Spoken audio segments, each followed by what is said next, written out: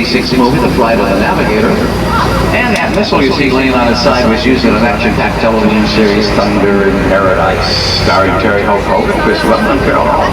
Off to the left, these are working bungalows. Here's where production crews get all their paperwork on the way when they're down here filming. Producers, directors, cut all their big deals. Off to the right, small branch of our greens department. Now, greenery is often used to hide what the camera's not supposed to see. Let me give you two quick examples. Take a roll of trees, and you could conceal the fact that you only built a portion of a movie set. You can use greenery to hide cables and lights. See, you notice everything grows in portable containers. Well, that makes it easy for us to move it on and off of a movie set. A little snow-covered pine tree there was used in the movie Alive. These shaped shrubs back here are called topiaries. Now, some of our topiaries can take anywhere from 4 months to 10 years to fully develop. We've got over 180 of them scattered throughout Walt Disney World. Right now, though, we're going to enter a more glamorous area of our business. We call it creative costuming. Now, here in costuming, everything that we do begins with a designer's sketch. You'll see some of the sketches on the far back wall off to the right or the left-hand side of the show. It's from these sketches that the seamstresses and tailors take over to make our costumes. As we ride through the department in those display cases, those are all original costumes worn by those superstars. You know, folks, here at Walt Disney World, we've got the world's largest working wardrobe. Believe it or not, we've got over 2.5 million garments. That number keeps growing every single day. We do, by the way, make costumes for Euro Disneyland, Disneyland, Tokyo Disneyland, and of course for Walt Disney World. Our boss, Mickey, he's got 150 different outfits that he can wear, anywhere from a scuba diving outfit to a tux. And Minnie, she's got 175 different outfits that she can wear, anywhere from her cheerleading outfit to her formal evening gown. But of course, it takes a lot more than just costumes to make a movie or television show. You need lights, camera, and scenery. Next is our lighting and grip department, followed by our sound and camera department. And here's where technicians maintain our equipment and put together very sophisticated packages for our production crews when they're filming on location or here at the studio. Off to the right, special Delta L-1011. By the way, that airplane did fly in the Delta fleet for many years before landing here. Now we use it for movies, television shows, and commercials. It was used recently by Warner Brothers, and yes, you heard me right, Warner Brothers. They were down here using our sound stages to film an action-packed movie. Maybe something you saw. Passenger 57, starring Wesley Snipes. Last but not least is the scenic shop in here's where the carpenters begin construction on sets which are later finished out on the sound stages. Now, I know a lot of you saw the movie Honey, I Shrunk the Kids. Maybe some of you saw the sequel to that movie, Honey, I Blew Up the Kid. We're passing right by the Stern Research Laboratory gates where Rick Moranis did tell part of Honey, I Blew Up the Kid. That happened to be one of the identical bands that he did use in that movie. Underneath our green canopy, this is a special effects underwater tank. Here's where we do our underwater scenes. By the way, the bottom of that tank is shaped like the bottom of the ocean. It runs anywhere from 4 to 16 feet deep. We had ABC down here. They were filming a pilot for a new movie called Bermuda Triangle. Would you believe we had a 65-foot sailboat inside that tank along with an iceberg? Bermuda Triangle, the iceberg sinks that sailboat inside that tank. When you watch it on film, you think it actually took place out in the Right now we're on Residential Street. I'm sure you've already noticed something very odd about it. Very tourist homes, Pennsylvania Dutch style home is nothing more than just a facade, an empty shell, no back door, nothing inside of it. In fact, all these homes back here are nothing more than just facades, empty shells. There's no backs to any of them, nothing inside of it. They're all used for exterior movie shots only. Different scripts called for different neighborhoods. All the homes back here have been designed to reflect the different styles of American architecture. Every home you're looking at has been used in movies, television shows, and commercials. Our most famous house is the one coming up here to the left. Most of you folks will recognize this one. Check out the mailbox as we go by this beige Hawaiian home, because this is the home for 7 seasons to the Emmy Award-winning Golden Girls. Here's where we are for Betty White, Rue McClanahan, and Estelle Scotty lived. Boy, do we miss them. You know, they used to come out on those hot summer days and bring these shuttles as we would go by, iced tea and cookies. What a wonderful group of ladies they were. If you're a subscriber to the Disney Channel, you might recognize Alice's home off to the left here from Adventures in Wonderland. Look who's right across the street from Alice in this two-story beach home. The doctor's not in right now. He's at the hospital, but that's the home of empty nest. Well, anyway, here's how we work this little bit of the movie magic. We film the exterior of these homes like empty nests of the Golden Girls right here from our Florida backlot, and the interiors, of course, they're all filmed from the South Stage out in Hollywood, California, and the two of them are edited together for the final show that you folks get to see. Speaking of shows, if you saw the movie The Rocketeer, there's the Bulldog Cafe that we used in that movie, remember? There's where the flyers meet to eat at the Bulldog Cafe. The little GB airplane, that was the airplane that Howard Hughes gave our hero in that movie. Up ahead, our urban counterpart to Residential Street is our own little slice of the Big Apple, New York Street. And of course, anytime you're in an urban area, what do you run into? Traffic. You're right. You New Jerseyans, you know about traffic. Well, we're going to hold here. We're going to let a little traffic clear, then we'll be on our way. We're going to take a little bit deeper into our back lot. We're going to take you down to a place where we call the Boneyard. Oh, I know it sounds a little scary, the Boneyard, but believe me, that's just a fancy name we give it.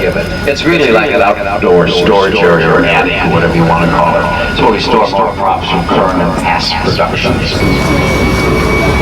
By the way, I'm going to point out off to the right, you won't be able to see it from back here, but anyway, for all of those who are going to take in the Spirit of Pocahontas, our live stage show, this is where the theater is. The Backlot Theater is right off here to your left-hand side, right off of New York Street there. It's a fabulous show. I hope you'll take time out. I think the first show this afternoon starts at 3 o'clock. Hey, you're right, give this tour. I forgot that. You're right. Gentleman up here from New Jersey said, hey, that was the boat that was used in the television series 100 Lives of Blackjack Sabbath. Custom built to Walt Disney, modeled after the SR-74 Blackbird biplane. By the way, that's a vehicle that's been clocked at speeds of over 70 miles an hour in the water. Black Car, green spokes, now that was used in the movie A Touch of a Star, John Connery and Kevin Costner. Now this great big C-123 airplane, was used in the movie called, which will be out, I think, at the end of this week, Operation Dumbo Drop. Very fun movie. In fact, I'm going to tell you a story about this. In the movie, it takes place during the Vietnam War, and we have an elephant that they used during the war to carry supplies back and forth. So they had to get this elephant to our troops way back in the back lines there. So they flew the elephant in. Now the elephant that we used in this movie, trust me when I say this, got airsick. They couldn't use the elephant. So Disney, as only Disney could do, came to the rescue, and they made a Disney animatronic elephant to take the place of the elephant that they were supposed to drop out of that plane. So you know I'm not fibbing you. At the end of this tour, you'll be able to get a chance to see that elephant in the studio showcase. Believe me, it was hilarious, really. Well, anyway, back to our tour. Bobsled 2 pushcars using the movie Cool Running. Stars the late John Candy. White and blue modern-lifting police cars using the movie The Blade Runner, an old red Audi car used in old television series Hard Castle McCormick. And that yellow convertible Lotus used in the movie Honey, I Blew Up the Kid. Remember when a little boy had that car, picked it up in Las Vegas and was going to put it in his pocket? Well, that was the car they used. But more importantly, take a look across the canal and you see exactly what I was trying to explain to you on Residential Street. You notice there's very little privacy back here in a little residential community, and you notice how the architectural details like the shingle of the roof, well, they stop just beyond camera range, and that's because we only build what the camera's actually going to be photographing. Now, speaking of building and photographing, we're coming up to an extra large standing set. We call it Catastrophe Canyon. Now, we're going to take you into this canyon and show you some really great special effects that we use in the movie making business. We're going to show you how beautiful they like today. We can make it rain out. And then we're going to show you how we can cause an earthquake to occur, like those poor folks out of California went through. And when that earthquake strikes, several things are going to be happening. Now, this movie set, number one, that telephone pole with the electrical wire on there is going to snap, sending sparks to fly and igniting that tanker truck, sending up on a massive ball of fire and flame. And last, that earthquake is going to break over that huge storage tank as you enter the canyon and setting up on a massive ball of fire and flame. You folks in the very last coach, look out, pal. I hope you got some sunscreen lotion on, because you're going to go up there at a massive ball of fire and flame too. It's going to get mighty hot back there. Last but not least, our earthquake is going to break a dam, which, by the way, sits right above your heads and off to the left, sending over 70,000 gallons of water rushing towards our helpless little shuttle. Who knows, maybe knocking us into that ravine below. Well, let's just show you how we can make it rain on a beautiful day like today. You know, in the movie-making business, time is money like in any business. You can't sit around waiting for Mother Nature's rain. When those cameras are ready to roll, that rain's got to be ready to fall. This is what we call Hollywood rain, everybody. It even sounds like the real rain.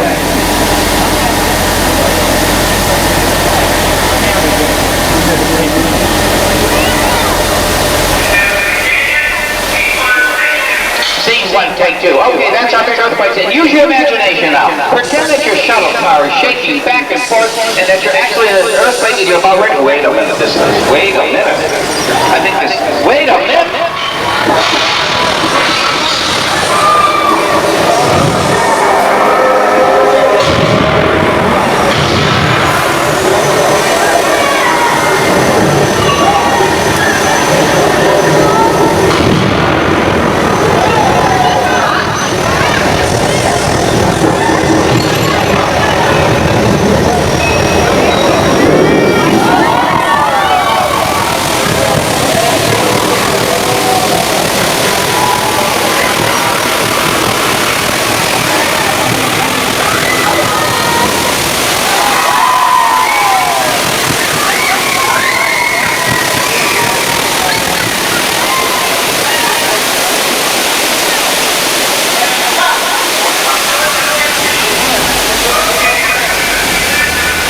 Reset for another thing? Well, Mr. Director, I don't think that's necessary. I think they got the idea of that very first take. Welcome to Hollywood.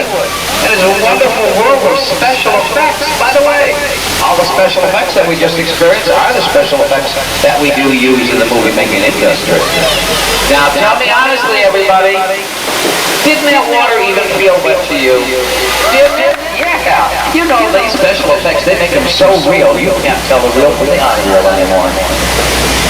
Well, that's what we're going to do now. We're going to take you behind the scenes, and we want to show you how we caused all of these catastrophes. As you'll see, our canyon was really built out of a steel structure, wire mesh covered with a colored cement skin. And by the way, that was all hand-carved in there, that rock formation. And a network of yellow pipes for the propane gas for our fires. Now, the core temperature of the fire there reaches that over 2,000 degrees, so it can get a little hot and could be a little dangerous for our actors. And these large white pipes carry the water from that flash flood. The flood was created when we opened the gates to 3 large loading tanks on top of the canyon, and we did send over 70,000 gallons of water rushing towards our shuttle. Now, to add more excitement to those scenes, we shot some of that water through those green high-powered airplanes you see tucked underneath there, and that gives the illusion as if that water was being bounced off the rocks. Did you not, folks? The air cannons that we use back here are so powerful that if you stuck a basketball inside of one of them, turned it all the way up, brought it to New York City, we could shoot that basketball over the top of the Empire State Building. As for the earthquake, large hydraulic shaker tables located under each one of your shuttle cars. Now, Catastrophe Canyon was built with the help of a special effects team from Hollywood, and what may have looked like an out-of-control disaster really was a very safe computerized sequence of events. The whole show recycles itself, and it's all 70,000 gallons of water in just 3.5 minutes. And on a busy day, and depending on park hours, we normally get between 120 and 170 shows a day.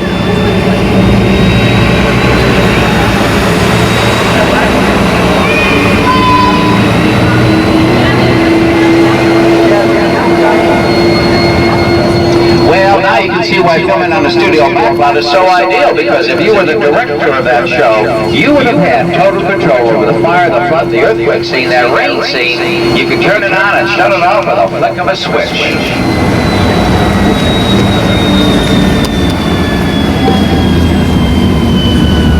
Now, as we round the corner up here, you want to take a quick look off to the right-hand side for what you're about to see next. It may look to you like everything back here was made out of brick and stone, and no, not true at all.